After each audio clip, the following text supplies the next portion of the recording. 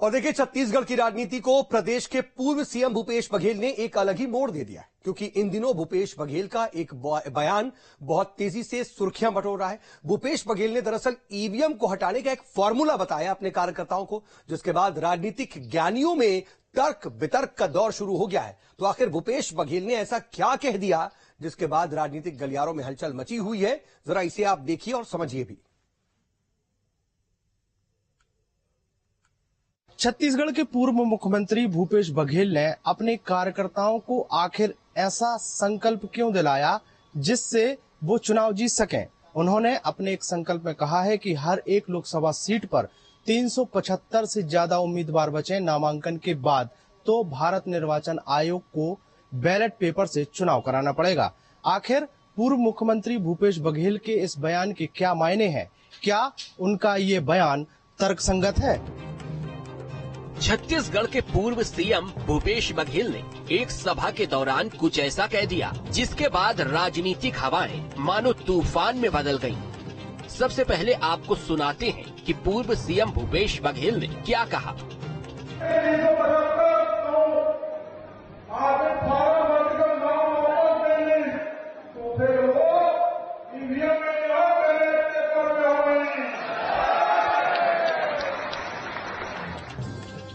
तो सुना आपने, छत्तीसगढ़ के पूर्व सीएम हर सीट पर नामांकन दाखिल करने का संकल्प दिला रहे हैं। उन्होंने अपने गृह क्षेत्र पाटन में ये बयान दिया है, जहां पूर्व सीएम भूपेश बघेल कांग्रेस के लोकसभा प्रत्याशी का प्रचार करने पहुंचे थे।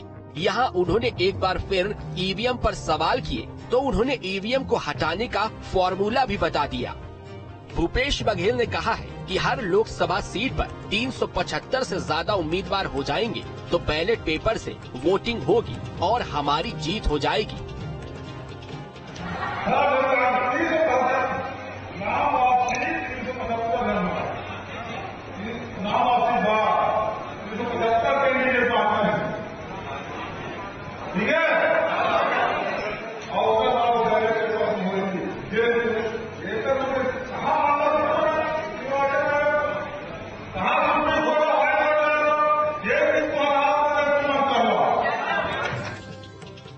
पूर्व सीएम भूपेश बघेल ने ईवीएम से चुनाव कराने पर सवाल उठाया है। ये सवाल पहली बार नहीं है, इससे पहले भी ईवीएम को कई बार निशाने पर लिया गया है। पूर्व सीएम भूपेश बघेल के इन सवालों पर बीजेपी ने पलटवार किया है। प्रदेश के डिप्टी सीएम विजय शर्मा ने कहा है कि पूरे विश्व में ईवीएम की प्रशंसा हो रही है।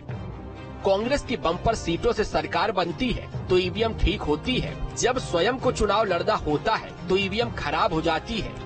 ईवीएम मशीन की प्रशंसा समूचे विश्व में है, सिर्फ भारत में नहीं है, समूचे विश्व में है। ईवीएम मशीन को आप हैक करो ये कहकर इलेक्शन कमीशन सामने खड़े होता है तो कोई नहीं आते हैं। और आपकी स्वयं की जब बड़ी बम्पर सरकार बनती है तब भी ईवीएम ठीक होता है, और जब भी आपको चुनाव लड़ना होता है तब ईवीएम खराब हो जाता है। ऐसे दोहरे मापदंड नहीं होने चाहिए। ऐसे करके जनता को भ्रमित नहीं करना चाहिए। राजनीतिक क्षेत्र के कार्यकर्ता है, अच्छे कामों के लिए राजनीति करें, सिर्फ विरोध करना है इसलिए राजनीति नहीं करना चाहिए। पूर्व सीएम के एक सीट पर 375 उम्मीदवारों के बयान पर छत्तीसगढ़ की सियासत तेज हो गई है, लेकिन इस बीच सवाल है कि आखिर भूपेश बघेल ऐसा बयान देकर कहना क्या चाहते हैं। भूपेश बघेल के इस बयान के मायने निकाले जा रहे हैं कि अगर वाकई कांग्रेस के कार्यकर्ता हर एक लोकसभा सीट पर 375 से ज्यादा संख्या में निर्दलीय नामांकन दाखिल करते हैं तो निर्वाचन आयोग को बैलेट पेपर से चुनाव करवाना पड़ेगा क्या? लेकिन ऐसा संभव नहीं है, क्योंकि निर्वाचन आयोग के पास ऐसी कोई गाइडलाइन नहीं है। अब तक निर्वाचन आयोग 384 उम्मीदवारों तक का चुनाव कराने के लिए ईवीएम मशीन से क्षमता रखता है।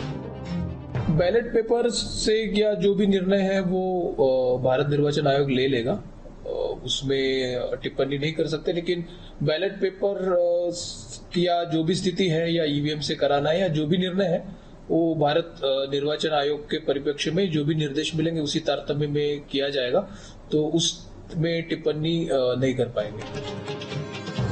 छत्तीसगढ़ के पूर्व सीएम भूपेश बघेल के इस बयान के बाद छत्तीसगढ़ की सियासत तो हाई हो गई है, लेकिन उनके बयान को तर्क संगत नहीं कहा जा सकता। हालांकि भूपेश बघेल ने ये बयान क्यों दिया है, भूपेश बघेल के बयान से चुनावी नतीजों पर क्या फर्क पड़ेगा, ये 4 जून को साफ होगा। निर्वाचन आयोग ने इस बात को सिरे से नकार दिया कि 375 उम्मीदवार अगर बचेंगे तो वहां बैलेट पेपर से चुनाव होगा।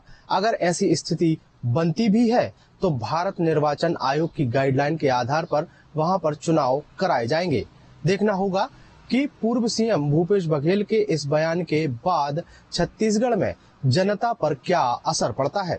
वीडियो जर्नलिस्ट प्रमोद देवांगन के साथ अंकुश शर्मा, न्यूज स्टेट मध्य।